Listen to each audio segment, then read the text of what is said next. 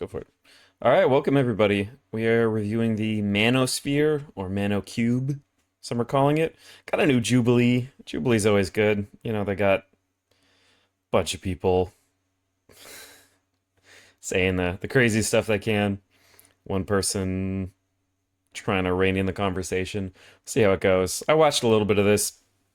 Kind of got my blood boiling, so figured I'd jump on stream, share some of my thoughts. Let's go for it. Around it, where one brave soul faces a room full of disagreeers. Yep, we know how it works. Today we are diving into the manosphere, feminism, and what being a high-value man actually means. Our guest today is a... Okay, pausing 2 seconds in. We're diving into what being a high-value man means. So just adopting the lingo of the manosphere. Okay. Guess there's a reason this guy's wearing a red tie. Best-selling author who's made a career out of challenging the way men think about themselves. Mark Nan. Manson, welcome to the show. Thank you. Mark Are you Manson. ready to debate this circle? I looked into this guy. I wasn't impressed by his videos. They seem pretty shallow. He doesn't seem, I don't know, but he seems fine. You know, he seems like a normal enough guy. So, All right, Manosphere folks, are you ready to get into this? But it's funny that his name is Mark Manson. All right, let's get started. hi, I'm Mark Manson. I'm the #1 New York Times Manson. best-selling author and a former men's dating and relationship coach. Wow. And today, I'm He's a surrounded coach. by the manosphere. By the Manosphere. Okay. My first surrounded claim is that the manosphere is a billion-dollar business that profits off keeping men angry and insecure. If you would like to debate this claim, probably please true. get to the chair in 3, 2. Is it billion dollar? I don't know. It depends how far you're talking about billion-dollar business that profits off keeping men angry and insecure. I mean, is Rogaine, you know, not Joe Rogan, but Rogaine for hair loss. Is that part of the manosphere? I mean, that's part of a billion-dollar business that profits off of keeping men insecure, not necessarily angry. How deep does the rabbit hole go? Hey, it's good to meet you. What's up, man? Calm run up. Nice to meet you. So I think it's important to ask first, what do you mean by the manosphere? I've definitely seen this guy, some of the videos, but that's a great question. What is the manosphere? Okay, great start. I would say it is the subculture of men's dating and life advice that is particularly identifiable by its sexist and traditional beliefs. So sexist and traditional beliefs, I mean, it's a little bit, it's a little bit of like a, I don't know, true Scotsman situation. He's kind of defining whatever we're talking about when we're talking about the manosphere. It's the sexist part of it. Okay. And then traditional, I mean, traditional, it's kind of, is it a softer way of saying patriarchal? Feels like it's kind of seeding ground that it's like, oh, you want to pick up lots of girls. Like, is being Andrew Tate like traditional? Is it traditional to be a pimp and sex trafficker? Is that somebody's tradition? I don't know. It's kind of a, okay. Yeah, but, I mean, feels a little bit no true Scotsman-y. whoa, okay. I actually did watch this part before, so. If you define the category as being sexist, then from the category moving out from there, we're going to have a problem. Because I'm not a sexist. And so if you want to say that, like, if you're in the manosphere, that means you're sexist, or no true member of the manosphere isn't sexist, like, that's not a productive... So how do you define it? I think the manosphere are people who focus heavily on men's issues and are trying to instruct men on how to lead better lives. Okay. I mean, I think that's not a terrible, it's a much broader definition. I think that's probably not terrible. Who are trying to fulfill a role. But I mean, it's also who, it's a little bit maybe true Scotsman as well. They're trying to teach men how to live better lives, or are they trying to rip men off with crypto scams? I don't know. That's their topic, is lead a better life as a man. That maybe a father should have or maybe can't because of a variety of societal environments. And they might do that well, they might do that poorly. And I think the discussion is about how well the sort of figures that are gaining popularity are doing that. Right. And maybe some of them might be sexist and some of them might be telling true things. And there's kind of a... It's kind of, some of them might be doing it well, some of them might be doing it poorly. It kind of implies that they're all trying to do a good job at helping men and some are failing, versus when I think of Manosphere, I think of mostly grift. I think of people who are just like bitter and they're kind of in it for the love of the game. Hey, welcome. Or people who are actively grifting. A variety of mixed bags on this.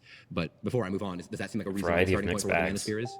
What a metaphor. That would be a broader definition than I would give to it. Well, yeah, you defined it as sexist, and so obviously, Okay, I mean, this is cool. They're kind of like, okay, what's the piece of the pie that we're looking at? like, Yes. I'm not even in your definition, so that's not. And I am in your definition. Right. So it's. Whoa. I would say what has become popularized as the Manosphere, and maybe my reading is off on this, but it's it's stuff like the Tate brothers, Myron Gaines, Harrison Sullivan, all the guys featured in the recent documentary that came out, like that kind of brand and flavor of men's advice. And I'll say this too. So back. Yeah, I mean, when you're defining like this kind of category, it often is kind of fuzzy. It's like, what is the manosphere, or like what is new atheism? It's like, well, it's kind of these specific people. It's kind of this vibe. It often is a little bit fuzzy exactly. When I what does was this in cover? industry, and I was giving men advice professionally, there was a pretty clear delineation guy's a between pro. the guys who were just genuinely like, hey, let me help you try to get a date. Like, let me help you try to make tough out there. Yeah, like help you get a raise at work, true. right? Yeah, obviously. And there Go was to a the whole gym, get Let me help you get a date at work. stronger, There's a more whole confident. subculture of men who really very much define their message around anti-feminism. Women are ruining culture and I think that's a better anti-feminism as a core. Yeah. society. Well, feminism is ruining culture and society. That doesn't mean all women are, but it does mean feminism is, and I think it's an issue to Okay. So yeah. So I would put him in the manosphere. Let's hear what he has conflate to the say. idea of like, oh, women, like women, versus the philosophy of feminism. Because you could have male feminists who I think are often more destructive for culture Whoa. than female feminists are, Right. and you can have women who are not feminists. And so on both ends, I think that's a conflation not to make. Okay. So my claim specifically is about the men in this space who their primary message towards men is that of anger, that of selfishness, empowerment through intimidation and domination of others. Yeah. I think there's a lot of different things there. I think there are a lot of things that you should be angry about. But that doesn't mean that you should be a victim. And I think that just because a certain society has decided that the future is female, has decided to instruct men from a very young age, has removed fathers from the home, has used various incentive programs to encourage single motherhood rates, has made it such that boys are told. Yeah. I mean, he's throwing out a lot. I don't know if they'll actually get to those, but it's like, policies that encourage single motherhood. It's like, okay, so if we say, oh, hey, you are a single mother, we don't want your kids to be hungry, let's give you some money. Is that encouraging? I mean, in a way, yes, right? But in a way, it's also just, helping people who, some people were single mothers before any kind of welfare specific to those policies existed.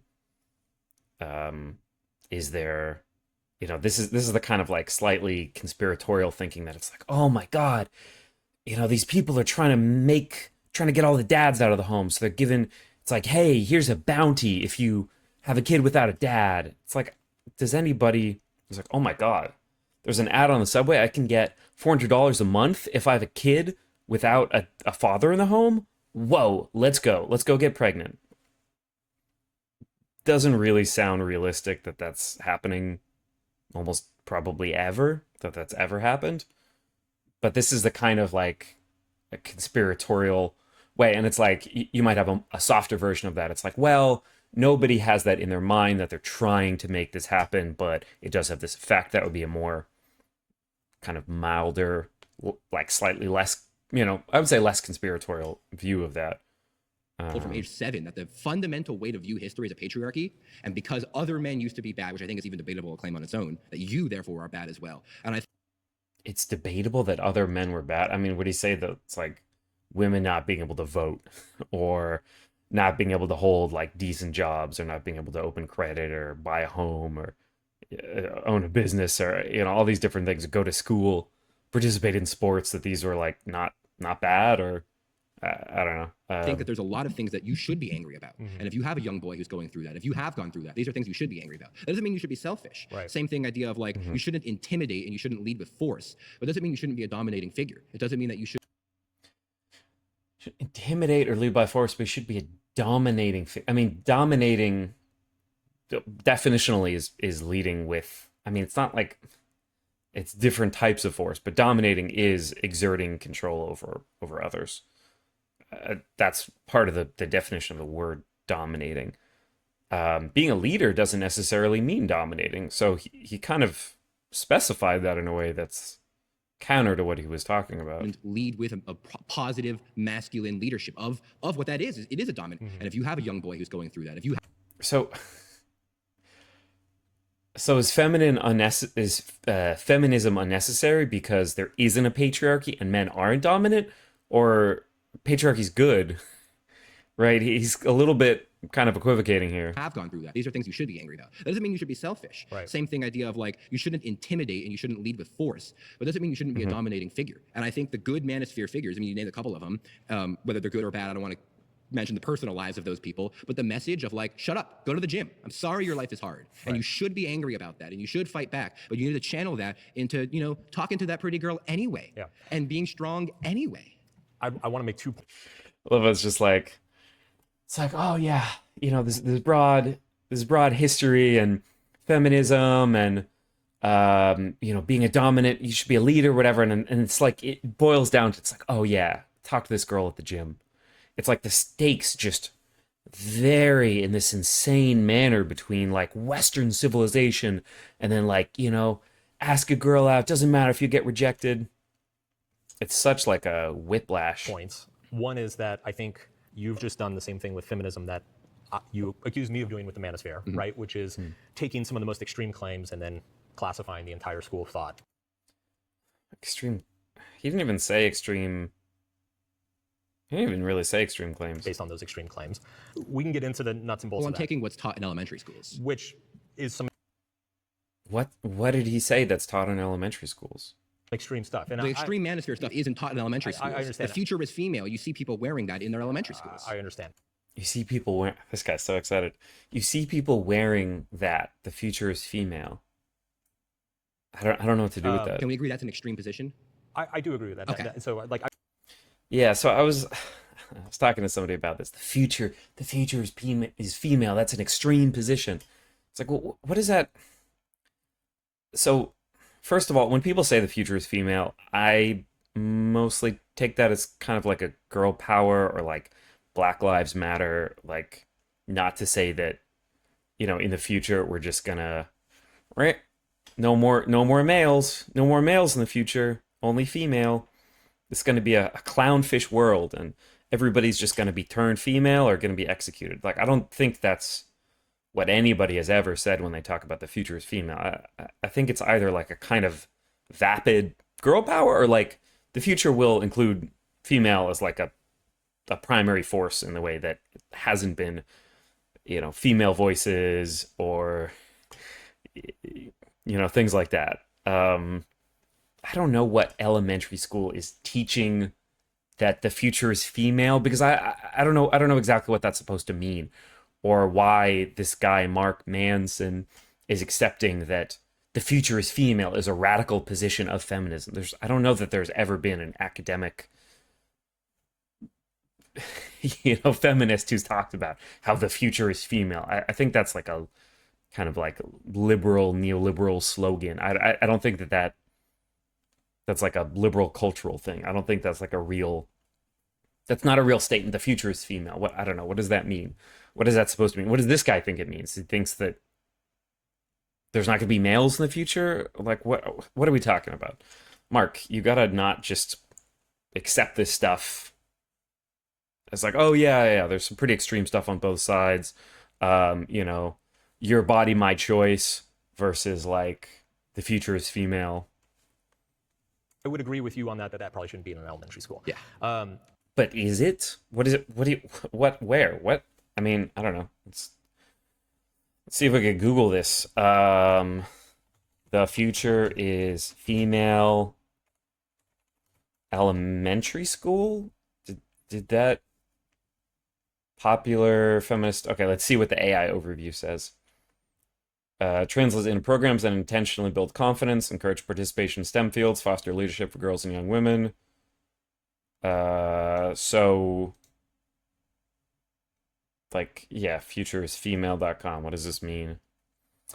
Not very. Yeah, I mean, first of all, thank you for coming to the channel. I'm not very fond of either of these Manosphere folks. Yeah, I mean, there's a lot to say. Um, I think there's such like a, this guy who came up with saying you should be angry about things but not be a victim. I think that's a good sentiment, but it sounds like he's immediately kind of victimizing. He's saying like, oh, they're teaching the future is female in elementary schools, and this is like a radical, I guess, anti-man position or something. I don't know. There's very little consistency. Future is female. What does this mean? Equality for women. So futuresfemale.com talks about equality for women.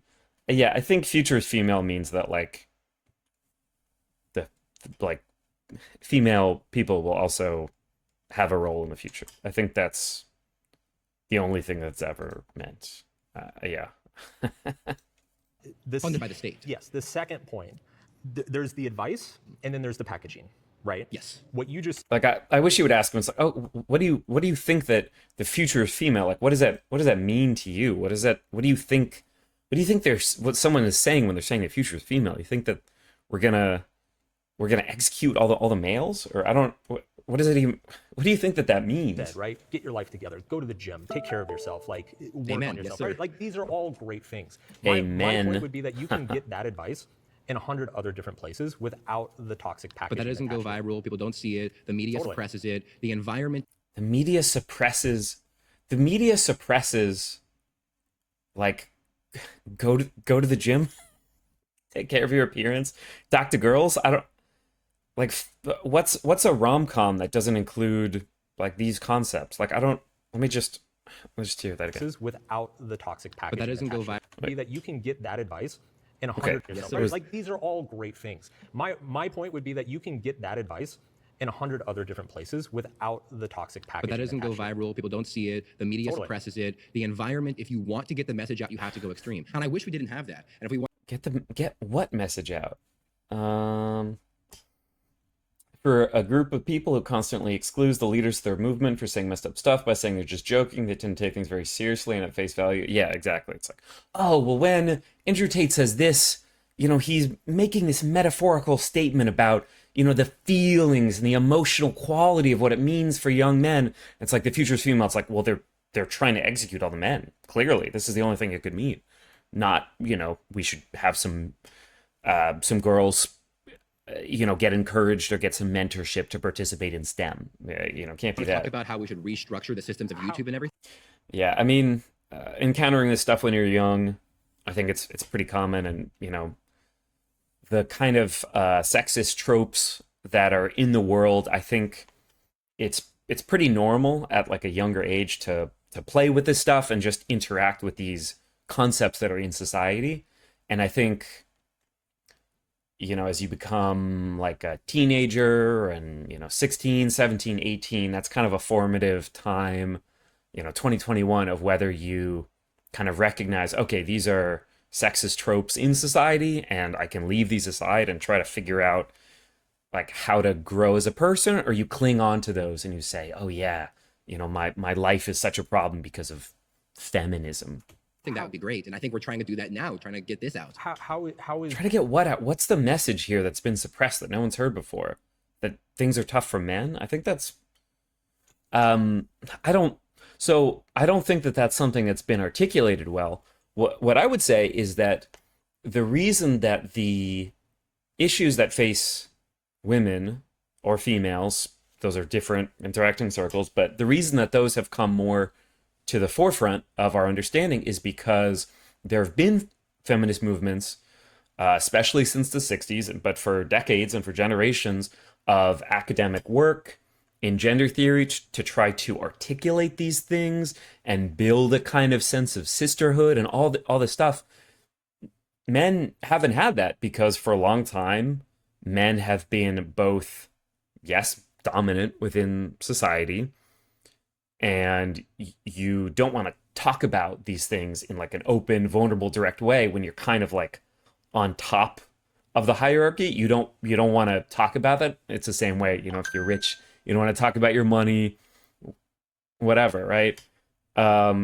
Men have felt like they haven't needed to build this kind of this particular type of vulnerable, like intra-gender or intra-sex movement. But now that women have the ability to be independent, don't need to rely on a man within a relationship to, buy a house or open a bank account or have a job or raise a family or whatever, suddenly men are feeling very, very deprived. And so those feelings and those issues that have gone unexpressed in any really articulate way for generations are now coming to the forefront. And now it's our job to build a movement that discusses those issues in a vulnerable way and builds that kind of, I guess, brotherhood in the way that, women's movements have built sisterhood, that advocates for men's issues and articulates men's issues. I think everybody's at this point extremely familiar with the sentiment that that men are very lonely. Is there a lot of like poetry or academic writing about that? Or it's like the category of investigation into that would be gender studies. And for so long, men have denigrated the concept of gender studies as totally worthless. And now we're trying to figure out how to express what we're feeling, and we denigrated the kind of like conceptual frameworks to do that. So there's like a lot of lost time to, try to pick this stuff up. Remember deliberately not using the pronouns of someone who's non-binary because they didn't want to be censored or whatever at 14, 15. Just look back and cringe so badly. It's kind of machoism is very endemic. Yeah, I mean, there's different responses that you can have to, if somebody says like, hey, can you please do this for me? You can either feel attacked and censored, or you can feel like, oh, hey, yeah, I can do that for you. It really doesn't cost me anything. It seems important to you. Obviously, you have to consider different situations and when that's applicable or, or not. There's no one size fits all.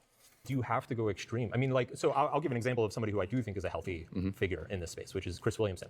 He is like the 8th biggest podcast in the world right now. Like, I think Chris Williamson is okay. I don't think he's great. I definitely have seen some toxic kind of stuff out of him, but he's pretty calm. He's not extreme. He's not saying all the same shit that like Andrew Tate is saying or Myron Gaines is saying, right? It's like, I have an audience of over 10 million people. I'm not saying any of this shit. I don't think you have to be extreme to get it. And I worry that there's... Yeah, I looked up, I had never heard of this guy, Mark Manson. He has like 3.06 million subscribers, which is insane. Some Yeah, Williamson is a podcast, bro. good messages are being attached. He mostly doesn't say anything. He mostly just... I mean, he's a pretty decent interviewer. He interviews a lot of people. There's so many poison pills that a lot of young men don't know how to differentiate between the good advice and the toxic advice, that it's leading them down a bad path. There certainly is some toxic advice out there, but the idea that that's the primary thing that people are learning from these, I don't think that's true. If you're gone down the rabbit hole and you're watching, 6 hours of Myron Gaines and 4 hours of Andrew Tate and you're watching collab streams all the time, these people, that's not the majority of people who are involved in the Manosphere. Totally. That's not what's happening. The things that you're... How would you be able to break down what are those audience sizes? Because those are very sizable audiences. Yeah. Will this guy say some of the kind of positive voices? We're getting from these people are saying, maybe you should put more interest into your look. It's not everything, but obviously you're like, put more interest into your look is a message that's been suppressed by the media. Like, I don't know what to make of a claim like look that. Matters, and maybe you should go to the gym. It's not everything, but obviously maybe you should go to the gym. This is advice that men have literally never heard because it's been suppressed. The media suppresses the idea that maybe men should go to the gym. Aren't like record numbers of men going to the gym? Isn't that like the most now common activity for men as like a hobby is going to the gym? I mean, the gym matters. All of these messages may be packaged with a more extreme idea to it. Sure. But the extremeness is how you go viral. And someone like Chris Williamson and someone like yourself, these are great people. Yeah. Legally a crime in my country to be gay until like 8 years ago. I'm sorry to hear that. That's messed up. But you guys aren't being the number one talked about person on the internet. You guys aren't changing the fundamental way that people view our culture. And I wish you could. But the internet isn't set up for that. We're also not doing it because I don't think it helps. So for example, Movember survey from 2025 found that young men who regularly consume manosphere content or masculinity influencers were much more likely to report feelings of worthlessness, extreme sadness. And as they're going to talk about, obviously the correlation causation could be in different ways, right? So are men who already feel worthless watching someone like Andrew Tate? Probably, yeah. Are they reinforcing that while watching Andrew Tate? Probably, yeah.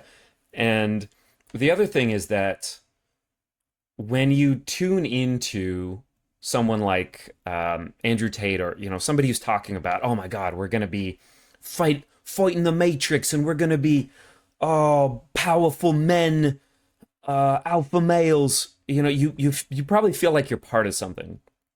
For that period of time, you don't feel lonely. You feel invigorated. You feel like, oh yeah, let's freaking go. But then you turn it off. You try to go into your normal life, and you feel like, well, like, I don't want to talk to anybody about what I'm spending my free time doing, which is watching Andrew Tate, because I'm, maybe rightly or wrongly not feeling that great about like sharing that. It's like, and it's like I'm supposed to do everything myself. So you're not actually building an idea about like how to get connection with other people. You're just like, oh yeah, I'm gonna be so strong. So you turn it off, and you feel even more lonely, and then you get that hit back when you watch again. So it creates an addictive cycle as well. While you feel really good while you're watching, and then even more alone after. I think that's a big problem. Extreme anxiety. That's backwards causation. It's the people who are feeling extreme worthlessness are looking. I spoke to some kid a bit back who was watching people like Tate and was telling me that they give good financial advice. I was just so disappointed. Yeah, I mean, that's rough. I mean, the primary thing for the audiences of someone like Andrew Tate is just grifting. It's just like, buy my stuff, buy my crypto, and I can rug pull you, or buy my, it's so funny buying like, here's how to scam people course from a scammer, and then they scam you, and it's like, okay, well, did you learn something from that? Did you, if you were self-aware enough to learn how they scammed, then you probably wouldn't have gotten scammed in the first place. Hopefully you just learn not to buy courses like this. But I think, unfortunately, the people who get sucked into that get sucked in over and over and over. For someone to teach them what to do. You don't see that same correlation show up in other self-help genres, though. Well, self-help genres don't help almost always. They're almost always feel-good nonsense. Sure. If you're told you're good the way you are, you can do whatever you need, you're a magic special person, that's the kind of thing that someone who is looking for that kind of experience. Right. I mean, that's basically what Andrew Tate says. And this kind of like crypto thing, it's like, well, sure, not everybody can get rich off of this, but you're going to, because you're special. I mean, it's this kind of magical thinking. The person who is feeling bad needs someone to tell them, yeah, you are feeling bad, and you need to grow up, and you need to get strong. And so the correlation and the Matrix is holding backwards. you down, and it's well, not... it is. We just agreed that element. Wait, so now he is talking about being a victim. And it's like, you're weak, you need to grow up and get strong. It's like, okay, well, this is the advice that has always been for men. It's just grow up, get strong. It doesn't matter if you're alone, just get a thicker skin and just, get big arms and punch something, and you'll be an alpha male, whoop whoop. This is not new, useful advice. Entry schools are trying to oppress men at the age of 7. Is that the Matrix? The state, funded by the state. Of course it's the Matrix. Is this a... So at 7 years old, the state is oppressing men by saying the future is female? Or like, it's tough to interact with these without some kind of specific example. Like, what is he... there probably are things. So maybe you can talk about how ADHD is diagnosed in boys and it's medicated, rather than, just giving kids like a chance to run around, which would probably actually help. Having to sit still and be quiet in a school can be very, very harmful and very ineffective for students who need like some time to run around and then chill out and then do some maybe more hands-on activity. I was never good with lectures in schools. I really struggle with that kind of thing. There's real things to talk about, but he's not talking about it. Federal policy to tell 7-year-olds that the future is a woman. Like, and why, Mark, why are you sticking on this? Why are you just like conceding? Like, ask him for a real example. And it's like, future's why are you talking about this? Like, this is a real It's thing. in every elementary school. We just agreed on that. Yeah, I don't know why you agreed to that.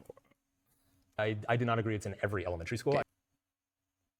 And this kind of like weird like backpedaling. It's like, well, it's not in every like, are you a plant? Are you here to try and reinforce the red pill or whatever? What are you doing, man? Be better equipped for this. Not every single one. I agree but it's in some, and it's probably the doing of certain far left teachers and educators. What are you talking about? What is this like? This guy has moved from like maybe average this guy's, what he's saying is just now in the manosphere. There's far left extremist anti-male teachers that are talking about how the future is female, that's infiltrated elementary school. This is now like a MAGA propaganda conspiracy thing that he's slinging. Mark, what are you doing, dude? which begins in the far left universities, which are funded by the state and are structured from the top down to oppress. So the structure isn't natural. To bring it back to my point, which is that Okay, let's try to bring it. Thank you. I just thrifted this. you just made the point that a lot of self-help advice is bullshit. Oh, almost all of it, Garbage, right? Let's take like The Secret, right? Law of attraction stuff. Do you agree that that's kind of ridiculous? Because I do. Law of attraction, I'm not sure exactly how that works. I haven't heard It's this like one. if you just Really great. If books could kill episode on The Secret. Very funny. believe that you deserve something, the universe will give it to you. Oh yeah, that's nonsense. Okay. But it is the case that you can fake it till you make it, and if you act as though you have it, you might be more likely to get it. Perfect. So we agree on that. So that's a perfect example of what's actually like kind of a good piece of advice, but then it's packaged in this ridiculous cosmological, like, oh, the universe's energy is going to serve you what you deserve and all this shit, right? It's almost the health and wealth gospel, which is a violation of the Christian heresy. Basically. But that gets Okay, sure, yeah. millions of people to start focusing more on their goals and dreams. So my argument is that the Manosphere is doing the same thing. It has all of this ideology I am non-binary. Yeah. around the matrix, and the system is oppressing you and you should be angry and all this. Well, you should be. So get up and clean your room and go to the gym. Yes. So it's good advice packaged in this like But the package that you elaborate- just said that you should be angry is the correct package because All right, I'm we got a angry pause about there. it. You've been Yeah, I mean that was a rough segment. They didn't get through much. voted out by the majority. Great talking. I mean, I didn't identify as like non-binary in high school. It's something I only like kind of considered as like, oh yeah, I guess this describes me. You know, maybe a few years ago. Honestly, my experience in high school was pretty good. I was part of the just like kind of nerdy outcast group in my high school, which happened to be the largest group of people. Like at lunch, you know, all the nerdy outcasts. It was like a ton of us that would sit together outside and hang out. So I had a very happy, very chill, you know, high school experience in school. You know, I was lonely in a lot of ways. I mean, there's a lot, but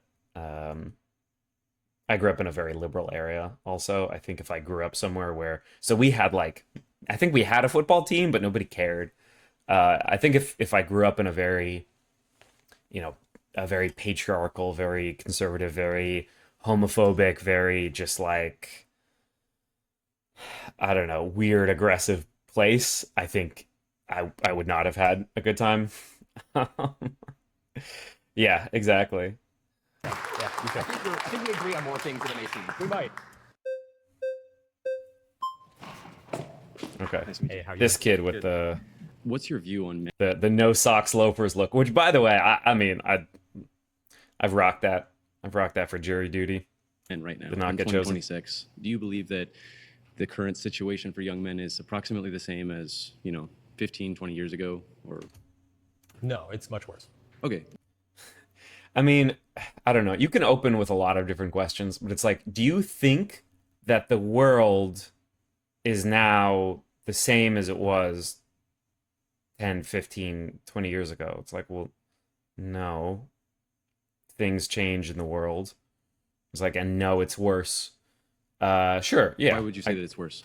Things have gotten really rough for young men, and I think it is fundamentally structural and economic It has to do with the technology. It has to do with the nature of the economies changing. And the reason I believe this, and I don't buy it's feminism's fault, is because when you look globally, Yeah, he's got a when you look at very it's like what's his name?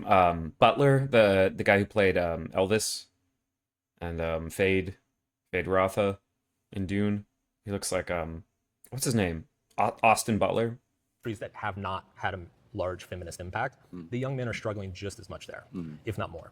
And if you look at some of the countries that are even more progressive and more feminist than the United States, the men are doing better there than they are doing here. So I don't think it's feminism. I think it's happening at a much more fundamental I think it's capitalism, perhaps. level than culture. Yeah, I hear that. And honestly, I agree with you that a lot of these Manosphere characters, they use the anti-feminist and anti-woman thing as a kind of, it is a packaging, and it does obviously go viral. Yeah. I mean, I don't agree that this is like a packaging thing. I think this is the thing. I think that anti-feminism, I think the self-help is a way to pull you into the anti-feminism. You know, with somebody like Jordan Peterson, is the clean your room or the women are chaos dragons? Which one is like the real message and which one is the bait? I don't know. Hard to say. But I think what's interesting to me is that we have this conversation of, does the cart come before the horse? Is the manosphere causing men to be angry at women, and that's causing more incel behavior? Or is the society becoming... I mean, it's certainly both, right? The reason that men are, and boys particularly, it's primarily young boys that are susceptible to these kind of like red pill manosphere stuff, is because they are already angry, because they already, yes, are suffering in lots of ways. I mean, we talk about like the things that young boys are suffering from.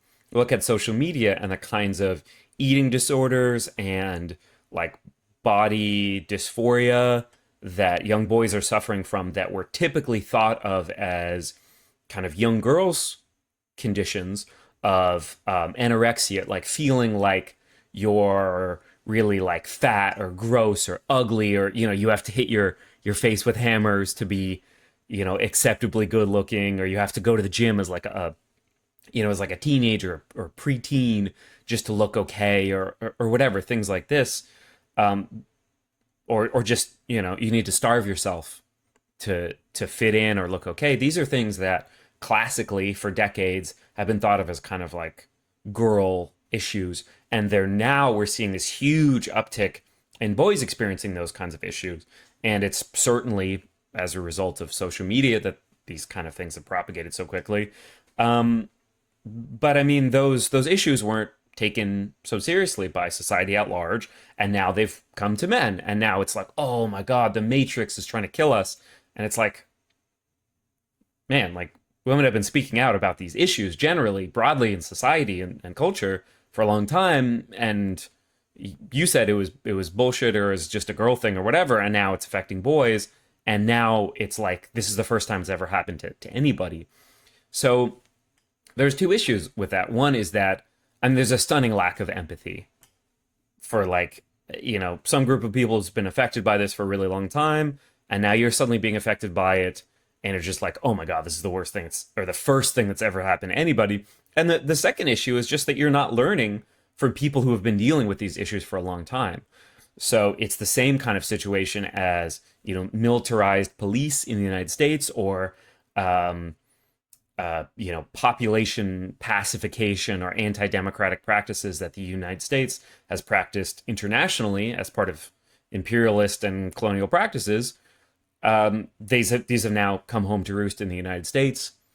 And so you have situations where, I don't know, this is 8 years ago maybe, where Palestinians or people in Gaza were tweeting at people in Flint, Michigan, and giving advice on how to deal with tear gas when people were protesting against the fact that, you know, their water was just like full of lead. And so there are people protesting in Flint, Michigan, and there are people in Gaza who were tweeting advice to people in Flint, Michigan. This kind of interconnection is something really critical to think about. And so this happens in, you know, the interior and exterior of imperialist nations, and this happens within different kind of social classes within a culture, within I would say, still patriarchal culture of the United States, or even like a resurgence of a patriarchal idea that's come back as some certain feminists, social movements have progressed. Now there's a kind of backlash and a looking to regain, which is, as they talked about, related to social conditions. As everything's gotten worse for everybody, it's harder to buy a house, it's harder to afford going to school, jobs aren't as good or don't pay as well relative to the cost of everything. Union membership and power has dropped, and so everything is just kind of rougher for everybody. And you look for scapegoats, or you look for real causes, or you look for scapegoats, depending on what you're satisfied in accepting as an issue. Nationwide protests. Up yours, woke moralists. Yeah, that was great. That was really funny. Jordan Peterson is very funny. It's too bad he's such a kind of cowardly person, but he is really funny. More difficult for men to navigate, and creating more incels that are already frustrated, and then they see this content on YouTube saying, you should be doing this and that, and this is really what women think, and that resonates. So what would you say? You're saying that I would say it's both. It's both. I personally believe that the manosphere is the wrong answer to a very legitimate problem, right? The legitimate problem is that young men and boys are struggling. They have fewer role models. They're not having sex, right? Right, and they have fewer role models. They have fewer people to look up to. They're getting advice from fewer places. The manosphere is filling that vacuum, but I believe that it's filling it with a lot of toxic information. There's a whole subreddit called XRed. And yes, so I watched this piece before, and I really wish that he had chosen not just a different word, but a different frame. The issue isn't just that this advice is toxic, and that's I wish he would convey a different thing about it. If your complaint as a hopefully younger person, hopefully not 20 or 30-year-old man, but hopefully as a teenager or something, is that you can't get laid and you turn to Andrew Tate, you turn to the Manosphere. It's not that the advice is toxic. It's unhelpful. So something that's going to come up a lot, and this is this kind of messy, is the problem for young men having sex and getting laid, having a hookup, or is it about finding a girlfriend or a life partner or something like that? What are we actually talking about here? What's the context of these issues?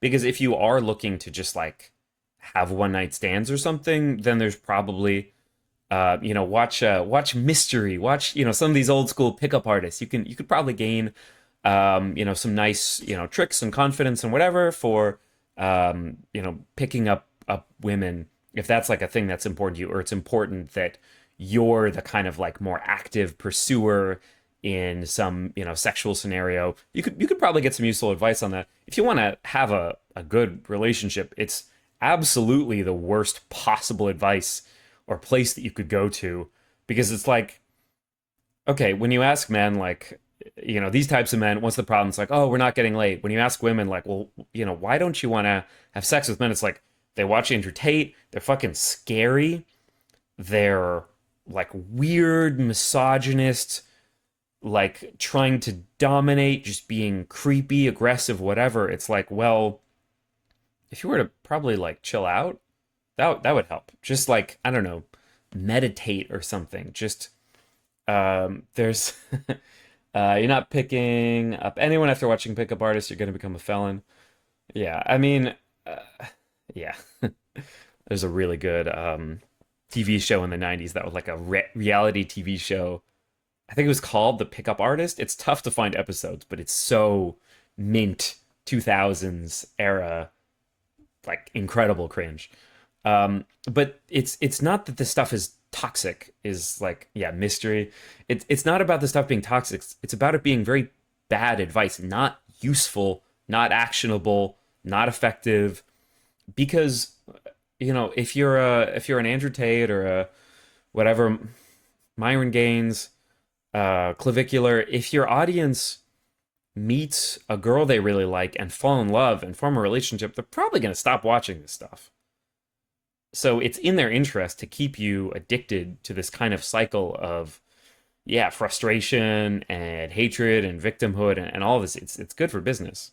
Hill. And if you go through there and read all In the same way that dating apps are not designed to get you into a relationship, they're to get you like dating. those guys' stories, like it is, It's extreme. yeah, it's ugly. So why do you think genuinely, like, what is the, you said that there's some systematic change that's happening across, you said globally. So like, what do you think that is? My Capitalism. guess is Red that flags. it's a combination of moving to a more globalized services economy, right? If you actually look at the psychological differences between men and women, right? It's like women tend to be a little bit more pro-social. They tend to be a little bit better at building and connecting and managing relationships. We're in an economy where that is more valuable than ever before, right?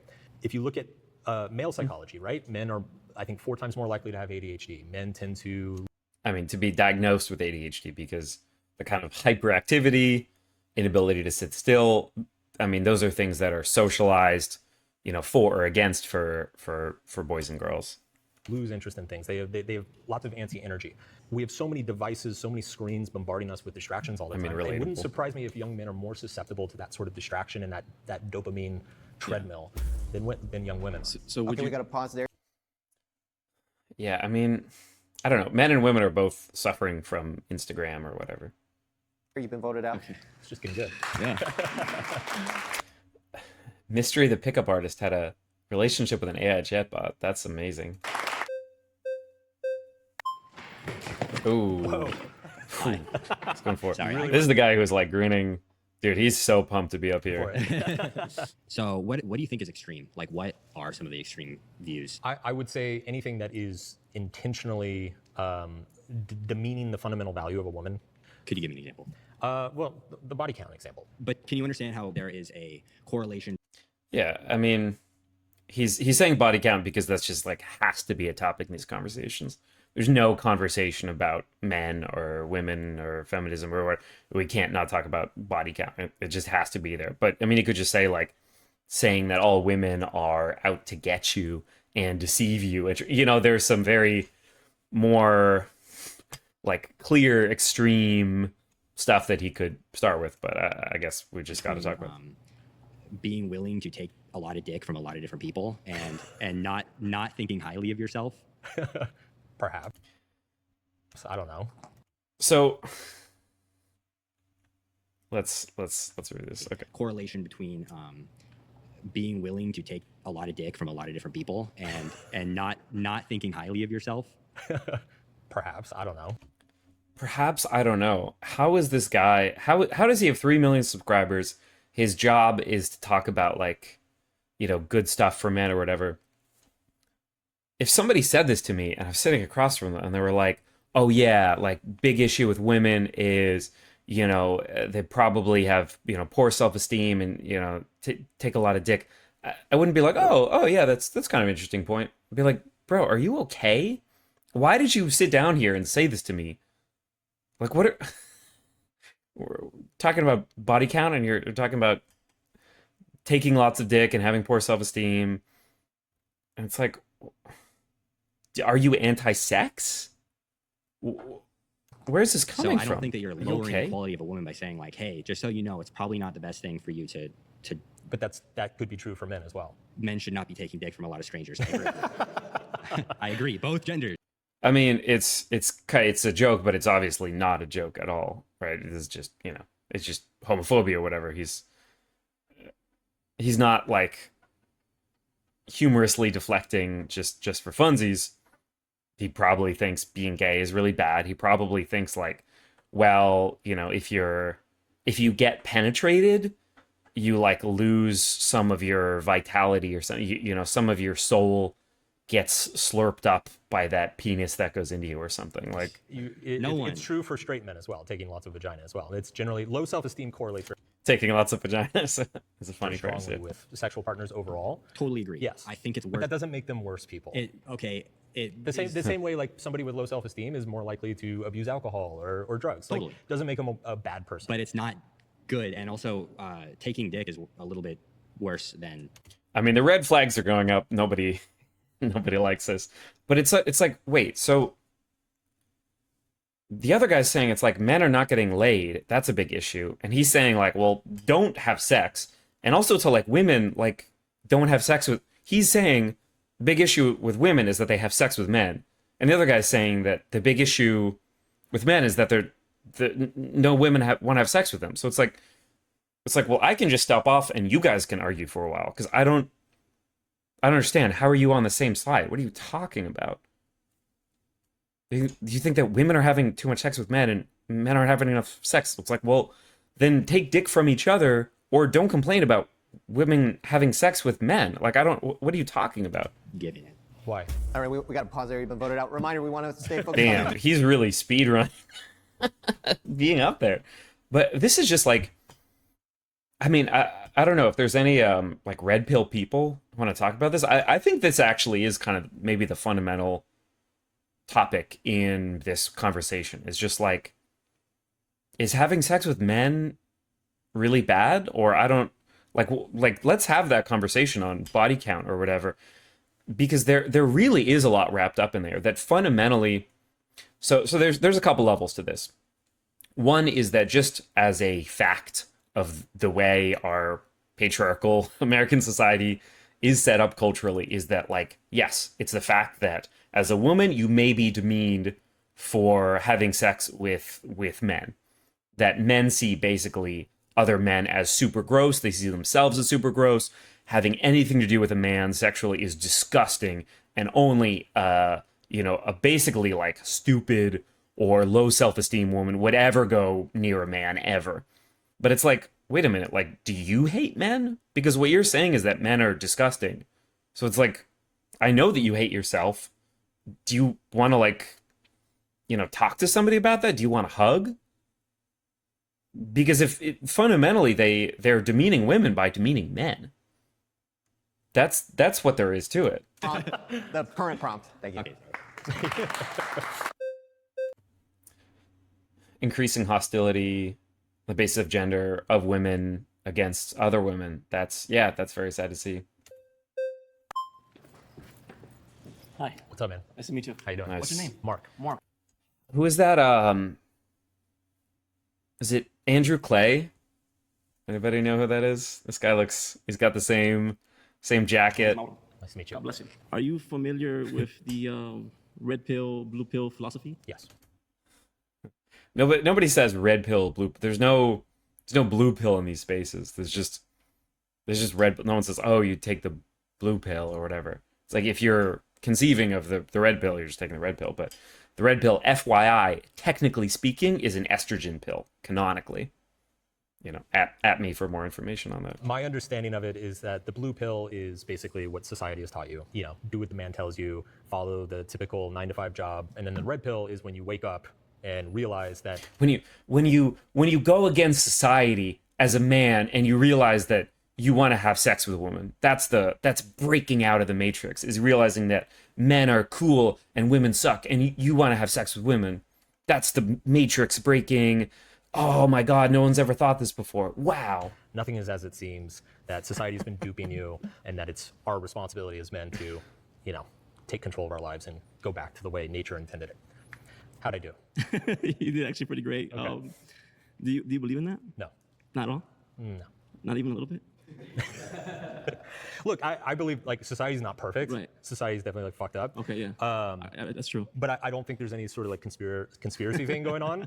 As a man, yes, you have to take control of your life. You have to build value for yourself. It's always a slightly losing context to say oh yeah, there are issues in society, but I don't think it's some kind of conspiratorial thing. I don't think you should seed the ground of these things don't happen for a reason. It's just kind of a coincidence that things suck for men or whatever. It's there are real reasons that things suck for men. Don't say don't be just reflexively on the side of saying that downplaying the issues that exist in the world, or that there are malevolent forces or bad actors or anything. There are very real issues. Don't be on the kind of status quo side reflectively. If you have to do something with yourself, right? Like I it's believe that. 100% agree with that. 150%. Yeah, it's what I disagree with is all of the packaging and the philosophy. No, right on. Yeah. Actually, I actually agree with that. I think actually like the supposed like manosphere whole ideology actually has been actually hijacked. You know what I mean? With these people like Andrew Tate or Nick Fuentes. You know what I mean? Like I don't think they're the epitome of Yeah, me too, buddy. Trying to figure out. masculinity. Yeah. I don't think that really represents what a man actually is.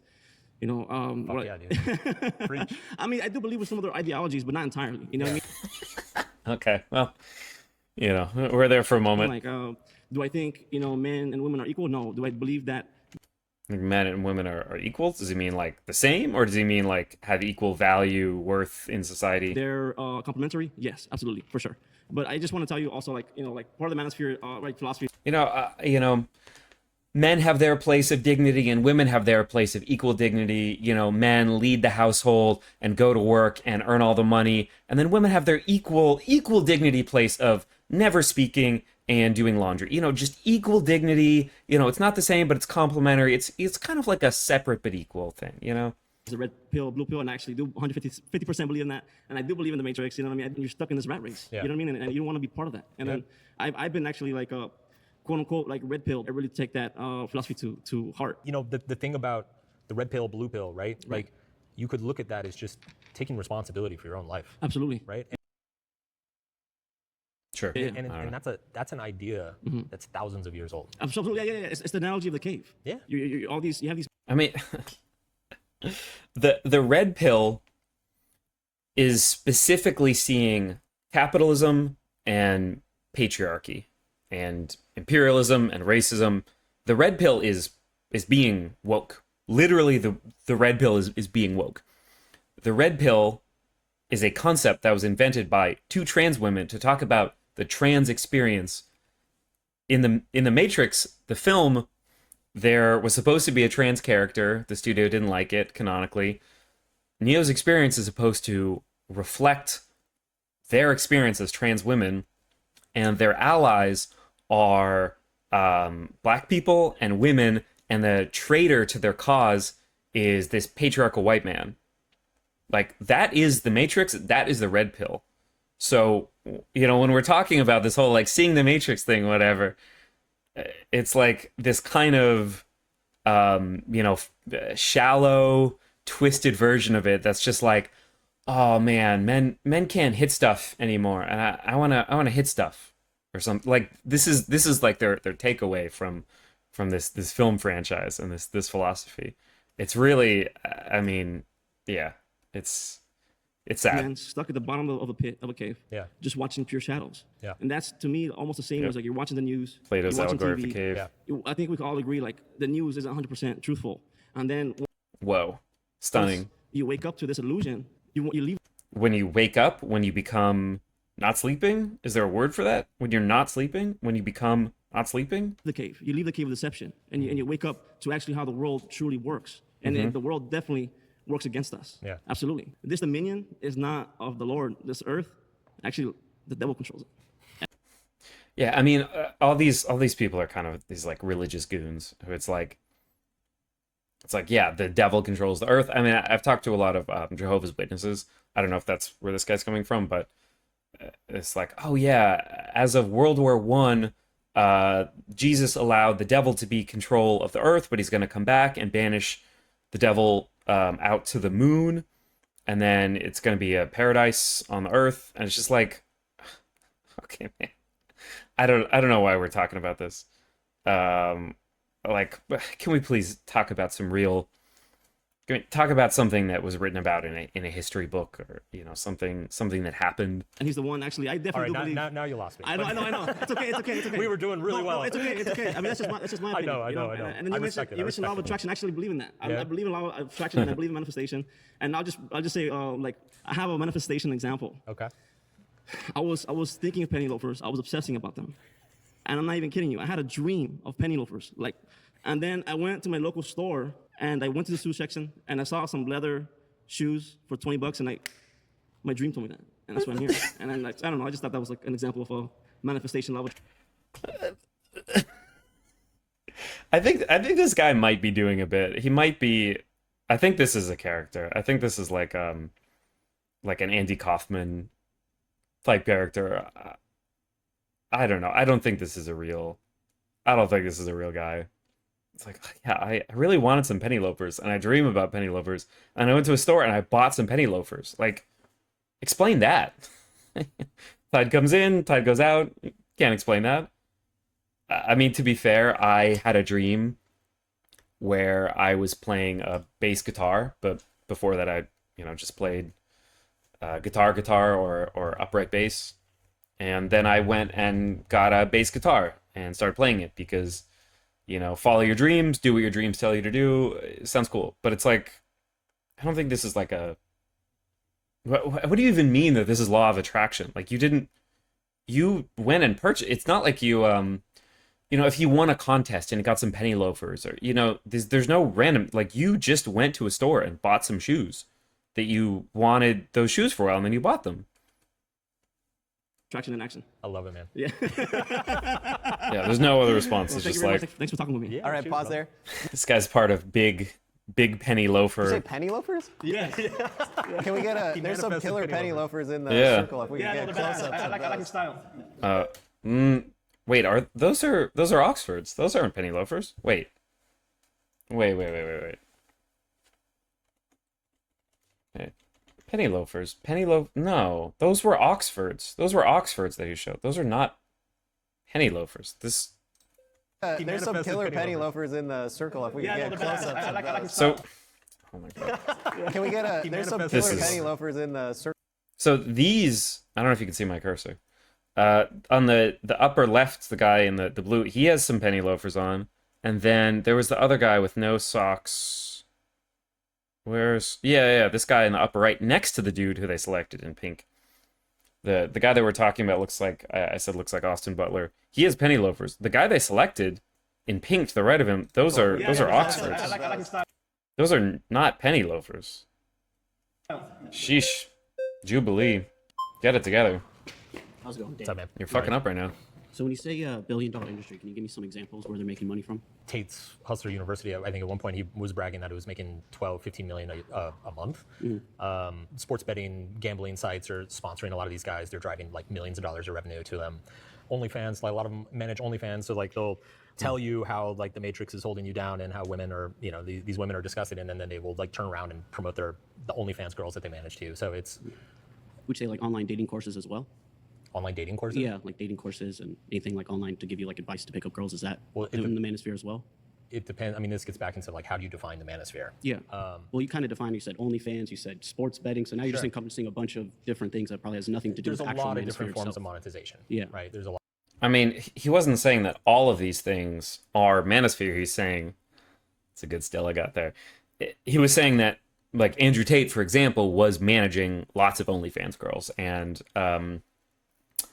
who was the other guy? In the Louis Theroux Manosphere documentary, he was talking to different guys who were like, oh yeah, I'm talking about it. OnlyFans is bad, but I'm managing OnlyFans girls. Like this. It's really clear. There's nothing confusing about what he just said. This guy's, I don't know, trying to do some kind of weird A lot of gotcha. different forms. And again, there's like the Manosphere. I think at this point we've probably established there's a spectrum. My issues is primarily with the extreme end. Okay. Right. So extreme is OnlyFans, which I agree on is bad. Yep. He's not talking about OnlyFans generally. He was like super clear. He's talking about guys who are speaking out against OnlyFans, but they're managing OnlyFans models. That's part of them. OnlyFans isn't part of the Manosphere. That doesn't make any sense. Or I don't know. Maybe it is. I guess you could define it that way. I don't know. Probably not. Which I agree on is bad. Okay. So what else is the extreme it's making too much money where you feel like that's harmful well, to society? I mean, Tate's course largely just taught people how to promote Tate's course and take 50% of the revenue. So I mean, it's by definition a pyramid scheme and an MLM. So you like went into the course, like the courses that are available there? No, this is just public information. Okay. So then what specific courses in there is harmful? Yeah, so it's like he's just like moving. So it's like, what are some things that are part of this? And he just describes them plainly. And how he's like, okay, well, what's bad about Andrew Tate's course? And he's saying it's like, well, they're taking 50% of the revenue. It's a pyramid scheme. And it's primarily about promoting it. It's like, okay, well, what's within that? He's just like asking it over and over again. And Mark Manson should just say, well, I just told you it's a pyramid scheme. They're taking 50%. So you seem to know a lot about if it's making $1 billion. It's what if it's making $1 billion? He said the whole industry. So it's just like he keeps over and over and over again saying, just moving the goalposts, saying things that he didn't say. I have not taken the course. Okay, so you're kind of just assuming, you're just guessing, right? I mean, this is just based on things that I've read. So if someone's taking a course and they're learning just stock trading or trading cryptocurrency, I mean, I guess this guy's taking the course. He seems exceedingly defensive about this scam course that he got scammed by. or like online marketing, is that bad that they're in that? Also, I don't know. I'm not talking crap about him. I don't, and this isn't a hairline thing. This is just his haircut. I don't know if this. I don't know what's going on. It Okay, depends on what this course is teaching them. Okay, is it more you just don't like the person that's giving the course? Well, you don't like their that is- ideology, but that if is- they're that is- giving something that's critical for men is to true. learn and make money, Critical for men. You cannot make money off of crypto as like a random man. Like it mathematically doesn't make sense. There's no like excess value to be gained in crypto. It's not a productive endeavor. It's a scam endeavor. It's MLM. If you create your own coin and entice people into it, you can rug pull and you can make money, but they lose money. There's no growth of funds in crypto. The amount of money gained is explicitly the amount of money lost by someone else. It's not a way to make money. That's not a sensible way to think you about just it. don't like the vessel it's coming from. That is. So if it also was coming true. from you, you'd probably be like, okay, well, you're biased toward yourself. You like the information you give. Well, you I can teach wouldn't the make same a stuff course and be on good. trading shit coins. Like it's Okay, that's pretty funny. Yeah, he called them shitcoins. both the content that's being sold and the personality selling Yeah. it. Well, And you'd say I that take people have issue with self-agency, right? They could decide they want to take Sure. the course. It's like now moving the goalposts again. It's like, well, they could choose if they want to do that or not. It's like, what are we talking about at this point? It's just like weirdly defensive, just trying to undercut without saying Decide anything. what information is good from this person, what information is bad from this person. I mean, if we're talking about like a 9-year-old or a 10-year-old or an 11-year-old who's like watching this stuff, you don't think that people could be misled? You don't think it's bad to spread harmful misinformation or scam people because people have free will? Like, what does that mean? There's no scams are problematic because you have free will? It's like, okay. Sure. I don't- You bring up all these like Myron Gaines, Andrew Tate, they probably say, I would say 90% of it's good, 10% of it's bad. And Okay. you don't have to take all 100%. Everyone has self-agency. So if you can't decipher what's good and bad from someone, not to be rude, but unfortunately you're just low IQ because you just take. I mean, you're most likely like young and I mean, is this guy calling himself low IQ? Simple stuff that's just good. Like, oh, I'm going to apply this to my life. Oh, that's kind of extreme. I don't like that. I'm not going to apply that to my Right. life. And then at the main core of all these teachings is self-accountability. So you're in control of your life completely. So if you're letting some online influencer dictate and your life goes down a negative pathway, that's your own doing. You're just trying to find something to blame on because you don't know. Yeah, I mean, this is just nonsense. I don't know what you say, but it's just like okay, man, you really like Andrew Tate. I'm sorry I talked trash about him. You're smart for following him. I put some of that money in the bank, please. But I don't know. Clearly, you don't want to talk about this. So, like, okay, I guess somebody else then. I don't. Taking accountability for your life. Right, but it's if they're promoting self-accountability while actively promoting things like sports betting, crypto, gambling to people, young men who are very vulnerable. They're naive, they're inexperienced. In a lot of cases, these are like 14. Especially we're saying, yeah, like men are vulnerable. It's like, okay, well, how could you possibly be harmed by the phrase "the future is female" if you have self-accountability? Just don't have anything bad happen. If something bad happens in your life, just don't be harmed by it. Just don't have bad things occur. I don't know. Self-accountability, just do autonomy. 15, 16-year-olds, right? Like, you don't have to be low IQ to be a 15-year-old who doesn't know a fucking thing about stock trading, right? So course. it is, I understand that people have to take accountability for their own decisions, but I don't think that necessarily absolves He's some very of tense. the You can see his purveyors jaw. of this Style's of very these fixed. courses and this monetization of the responsibility of not taking advantage of their audiences. Okay, All right, pause there. We're out of time. Got it. Cool. Thank you. Real quick, I Okay. want to do a quick poll. Raise your flag if you think Andrew Tate is a good influence. Raise it Okay, high so we got can some. count. Net positive. All right. So yeah, that guy just spoke. The grinning, scary guy. This guy who hasn't talked yet. Green guy in the upper right. Austin Butler. Seems like that girl in the middle is maybe going to. Guy on the right, he's waving it real high. Where can I hear you now? Can you hear me? No, up, down. Raise your flag if you think clavicular is a positive influence. Okay. Slightly fewer. That's okay. Then don't raise it. Raise your flag if you think Nick Ah, Fuentes okay. is a positive influence. Oh, geez. Yeah, I mean, yeah. You could tell those guys because they're really, really weird. All right. Thank you. It's just poll And also, like, is a positive influence. again, not to be. All right. Thank you. I mean, this guy's in his like 30s. He's kind of dressed like a hello fellow kids, but he's in his like 30s or 40s. I mean, he's in his 40s. He looks good. He's in his 30s. I don't know. It's just But it's like, Curiosity. My next these are not like all young.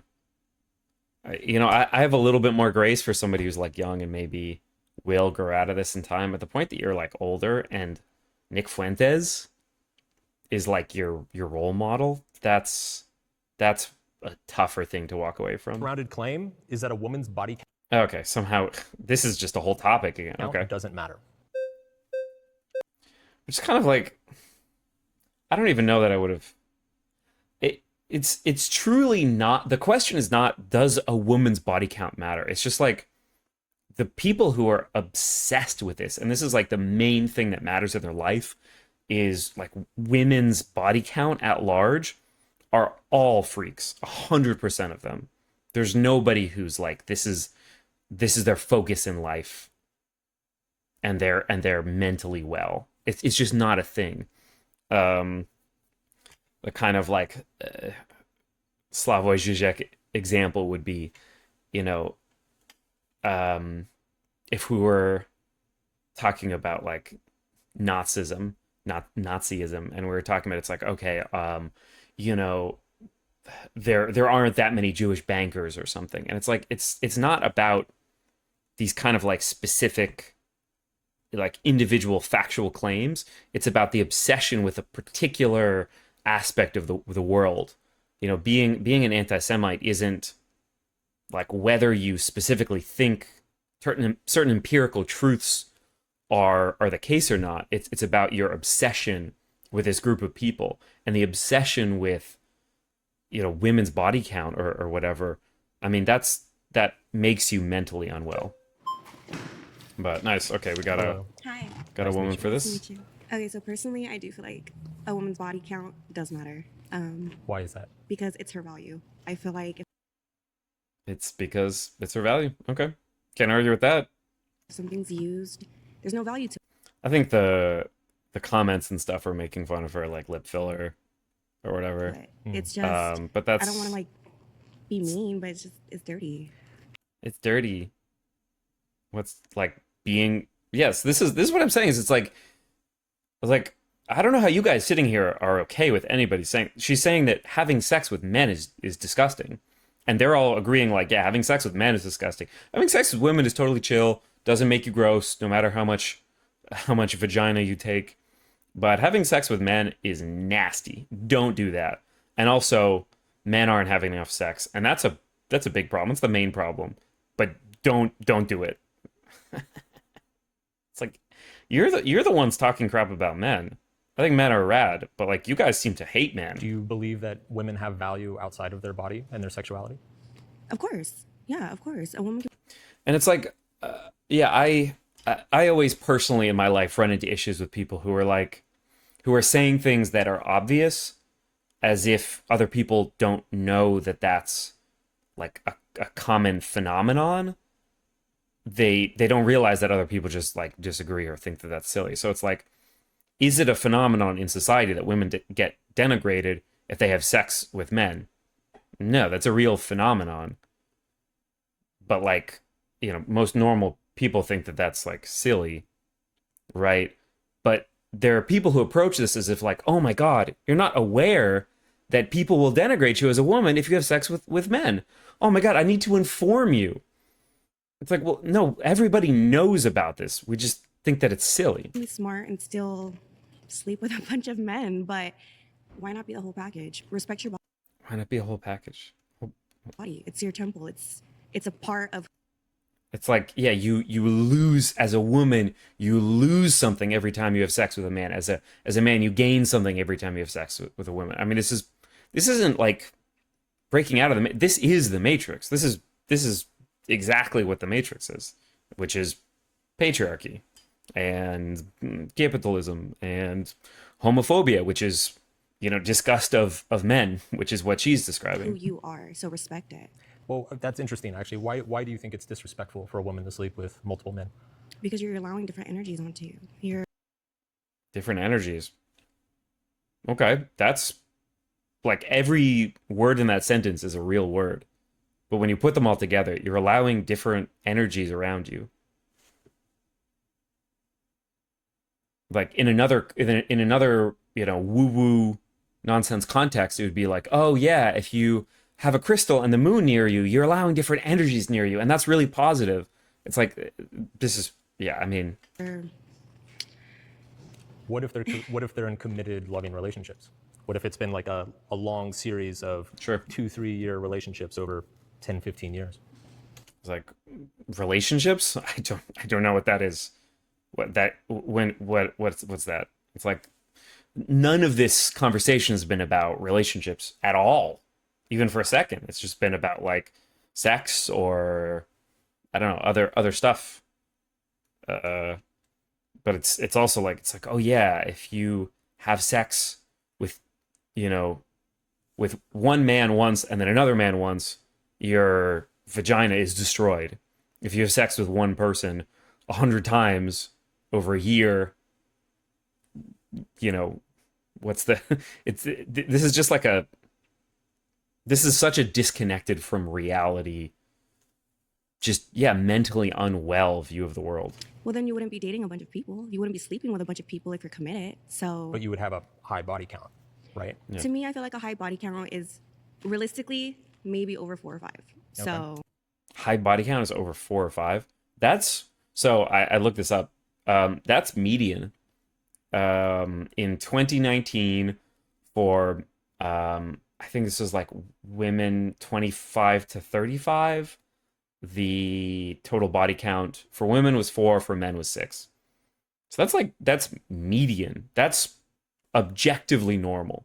4 or 5. And it's like if you are 35 and you date, like you have a 4-year relationship or like say a 3-year relationship with a man from, you know, from the age of like 19 or 20 or something, and you do that, you have like a 3-year relationship and then a 1-year gap, you'll have, I don't know, somebody could do the math, but that's like, you know, 4 or 5 or 6 or 7 or something.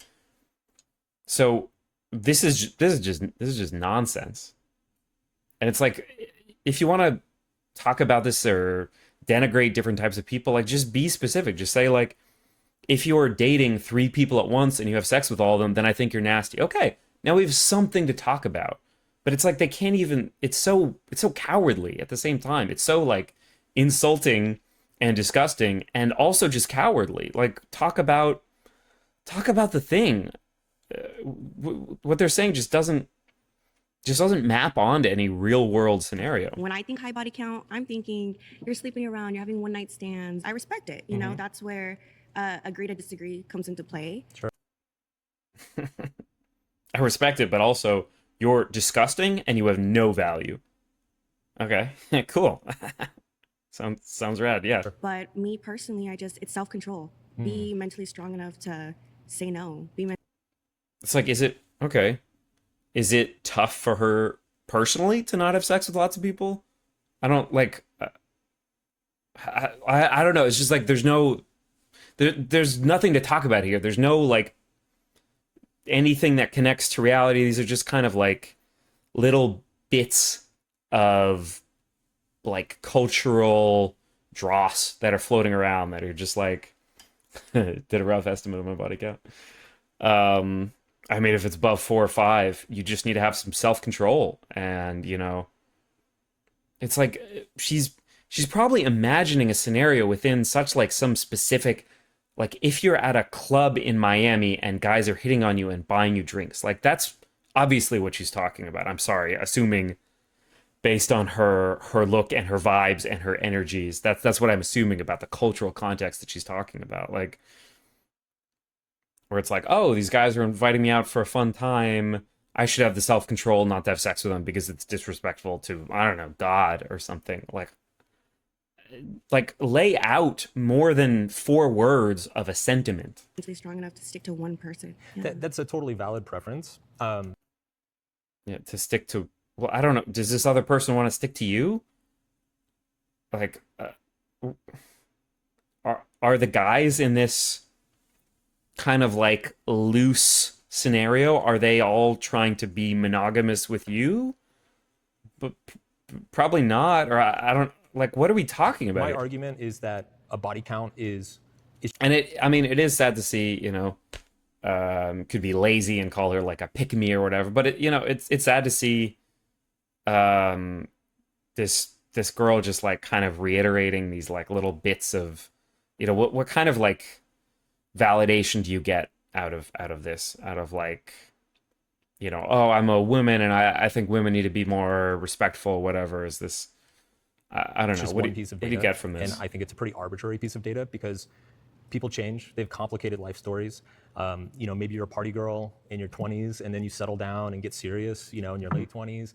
Maybe you've gone through a bunch of shit. Yeah, it's like, what are you currently doing in your life? Yeah, like if you were in school, in college, from like 18, 19, 20, 21, and you had sex with one person per year, that's a body count of 4, which to her is like super high. Like, I don't, like, are we anti-sex? Are we all those boys who aren't having sex and that's their big problem, just don't have sex? I thought that's good for you, right? Had a hard upbringing. Have self-control. So it's you have to address the individual in front of you, not just the number. Do you disagree with that? That's a good opinion, but I stand firm on mine. Nobody should Okay. Stand firm on what? I don't know. Not sure. Okay. Good talk. all have a piece of you. I wouldn't want somebody to hear, yeah, I had your girl. You wouldn't want somebody to hear, yeah, I heard your girl. It's like, oh, okay. That sounds like you're afraid of being shamed in a social situation, which means A, you have, maybe experienced that. It means that you maybe don't trust your partner, that like, if you're in some kind of like friend group situation and somebody says like, oh yeah, I had your girl, like what type of friends do you have that would be in your life that would say that to you? And then what type of like partner or boyfriend or whatever do you have that would like, be disgusted with you that you had sex with somebody? It's like, this is just like a really just, I don't know, bizarre, immature, low self-esteem, just like sad way to view your life and to view the world and to live your life, that's just walking around like, oh my God, if I came face to face with somebody who had their value stripped away by some other man, it's like, well, you don't have to live like this. You don't have to fall victim to this way of thinking about the world.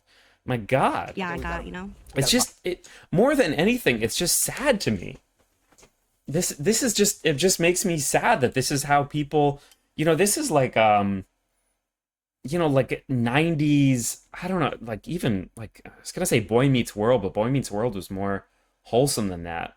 This is some like, I don't know, that 70s show level, like viewpoint of the world. Pause there. You've been voted out by the majority. Okay. Return to your seat. Thank you. How you doing? Hi. Nice to meet you. Great to meet you. I'm Michael. So when you say a woman's body count doesn't matter, I just wanted to ask if there are any conditions or qualifiers to that, or do you literally mean it doesn't matter? Whether if she's a virgin or if she slept with 197 people just last month, it's totally irrelevant to everything you I mean, 197 in 1 month would be very impressive.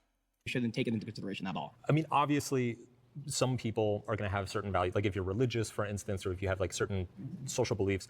My point around this specifically, if I'm going to clarify the claim, is that it matters if you're a single man and you're meeting a woman, on the list of things that you should be concerned about, that you should be worried about, it is so low on that list that you shouldn't even think about it. You should be primarily concerned. Yeah, I mean, I would put this I would put this a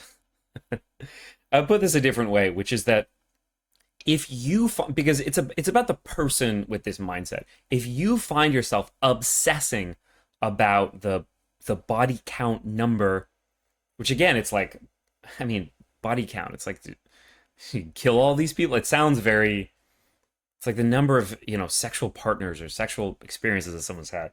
If you find yourself obsessing with the number of previous sexual partners that somebody that you're with has had, or that in general, that how many sexual partners, women in general, if you find yourself obsessing about that, get help. That's would be my message about this, because you're focused on this is 100% of the time coming from a place of insecurity. Oh my God, if she's had sex with 15 other guys, the likelihood that she's had a sexual experience with somebody with a larger penis than me is going to be really high, and therefore, how can I compete in the marketplace of penis, right? Right? I just need to find somebody who's never had sex with anybody before, and then maybe she'll think that sex with me is kind of okay. It's like, oh my God, man, like, here's a hug, here's a BetterHelp promo code. I'm not sponsored. If anybody knows how to get sponsored with BetterHelp, this would be a great segment to plug that. But like, joking aside, like this comes from a place of insecurity, that nobody can love me if they've ever talked to anybody before. It's like, you really have like a dim view of yourself and your self-worth and your life, and it's worth investigating and trying to unpack, where does this come from that you feel like no one could ever love you, or no one could ever think that sex with you is worthwhile if they've ever had sex before. It's like, man, that's really rough. Who told you to feel that way? This probably came from somewhere. What, you're clearly hurting, but this isn't the fault of like, all women. This isn't the fault of, this isn't something that you're being cured by watching Andrew Tate, who's saying, well, I just have sex with lots of women and I don't respect them, so I never have to worry about feeling hurt or worrying about, how they feel about me or anything like that. It's like, these are just ways to not open yourself up to potentially getting hurt, which is also not opening yourself up to ever being loved. Watch Evangelion and get a therapist and talk to one of your bros and ask for a hug would be my advice. Is she trustworthy? Do you communicate well? Is she fun to be around? Do you have shared values? Do you see yourselves going long-term together? What she's done in the past is a very, very tiny factor in all of those things. Yeah, so I think that that's interesting, but I would say that I think that there's a lot of evidence to suggest that body count and sleeping around and having a lot of sexual partners and experiences actually directly relates to a lot of those traits that you mentioned. So I'm specifically thinking about a study or meta-analysis from the University of Utah, which found that the more sort of sexual history that you have, the more body counts that you have. And so the fact check is saying it's U-shaped, so women with very few sexual partners maybe get divorced a lot, or women with a lot of sexual partners get divorced a lot. So you actually do want to have some sexual partners if you want to just not get divorced, which is also just, it's not pointless to think about. It's not totally nonsensical, but it's also the kind of thing that's like, well, divorce is relatively neutral, because it's like, well, if it's an awful, hurtful relationship, you should get divorced. If it's a great relationship, but like they've had sex before and so you just get divorced or whatever, like, then that's not good somehow. But it's a little harder to put together like why that's bad. The higher the predictability of divorces. So I think that the specific study that I'm referencing, if the woman slept with, let's say, over 10 women is what I think it was, that cohort had In 2000's data, rates spiked for women with 2 sexual partners, and again for those with 10 plus partners, but was not statistically significant according to blah, blah. So it wasn't even statistically significant.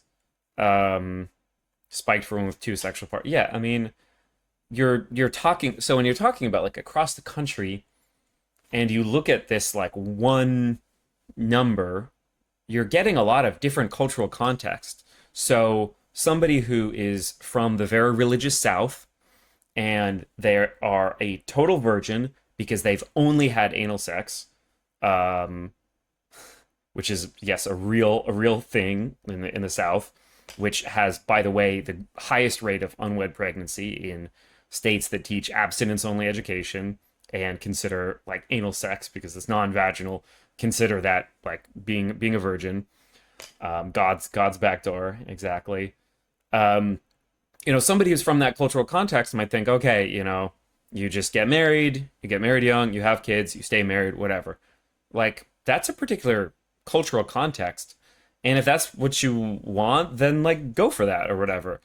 But to say people evaluating their relationships and deciding whether it's actually like good or bad, the sad thing about a breakup is that you're not together.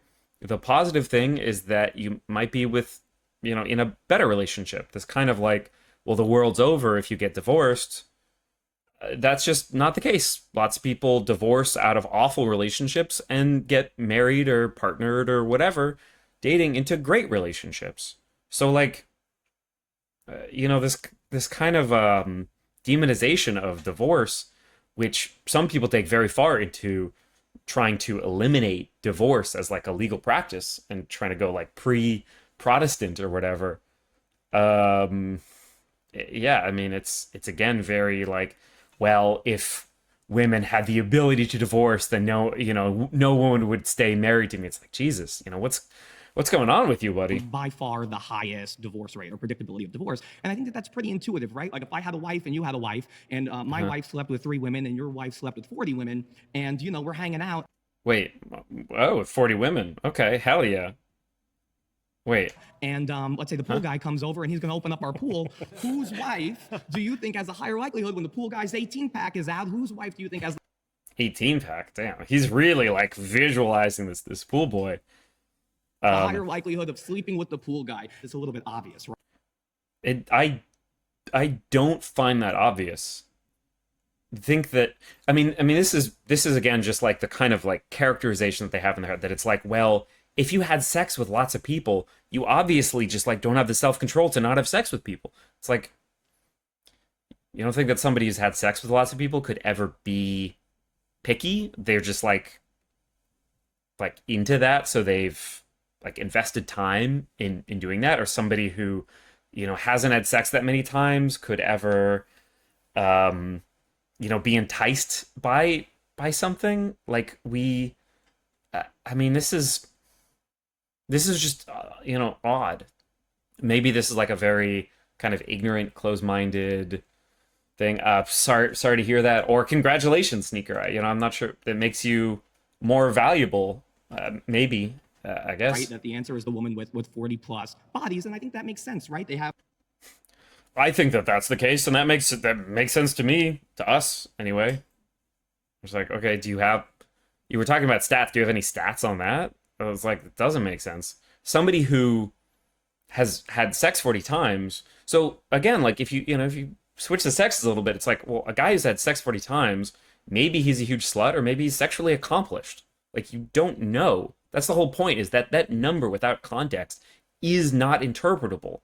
You can only speculate about what that could possibly mean about a person without knowing other things about their life.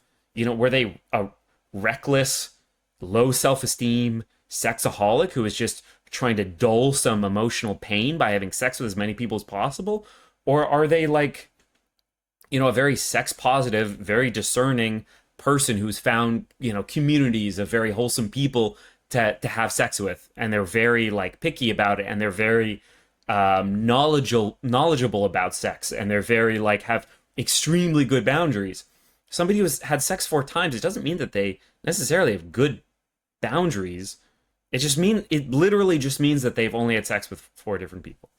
That was a running gag in Arrested Development. It's like, no, I didn't only have sex 4 times, only 4 women. more sexual experience. They have more things that they're using a comparison based off of. It's part of a larger social trend where we're being a little bit more flippant, or we're succumbing to our hedonistic desires. Yeah, I mean, it's just like different ways that people you just cannot assume at this level like what that number means. That's fundamentally the For situation. somebody who doesn't do those things, is probably a little bit more of a loyal partner. So Yeah, it's just not true. It's just like it's just total vibe presented with no, evidence or even like life experience, or it's just like, well, it makes sense to me. I don't know. I don't think it's obvious that the wife who has slept with 40 people would be more likely to sleep with the pool guy, because let me turn that around for you. Somebody who is dating somebody or marrying somebody who's very sexually experienced, they have had a lot of different experiences, so they're going to have a better understanding of what they like, what they want, and so when they commit to you, they're making a much better formed commitment. Exactly. And so as long as there is trust and integrity in that relationship, right? As long as you trust that your wife is being honest to you and being honest about her experiences and being honest about what she wants, there's no increased likelihood that she's going to sleep with the pool guy. And by the way, that same study that you just mentioned, what's interesting about it is that women who slept from between 3 to 9 different partners are actually less likely to get divorced than women who slept with 1 or 2 partners prior to meeting. Whoa. Oh my God. He roasted him. He read the study. Yeah, I also read that study, and that's totally true. And that also tracks it. It's like, well, if you flip that around, it's like if you're the only person your wife has ever had sex with, you can't imagine that maybe they'd be curious about having sex with somebody else. Not to say that they will, or not to say that any, like, again, we're just getting into this kind of like demonization of women. That it's like the obsession with, is this person going to be loyal to me? I mean, this is a human scenario. And to say that this is only men or only women or whatever is to just cut yourself off from so much understanding of the world that could be useful. Husbands. Okay, we got to pause there. You've been voted out by the majority. Thank you. Yep. Thank you. Damn. Rule of the majority. Tyranny. Okay, I gotta stop it there as well. Yeah, I gotta head out. Yeah, this is really fun. I hope you guys enjoyed watching this. We only got like a third, or yeah, like a third of the way through it. So we got a lot more we can go through this. Yeah, I hope you had a good time, and yeah, have a good one.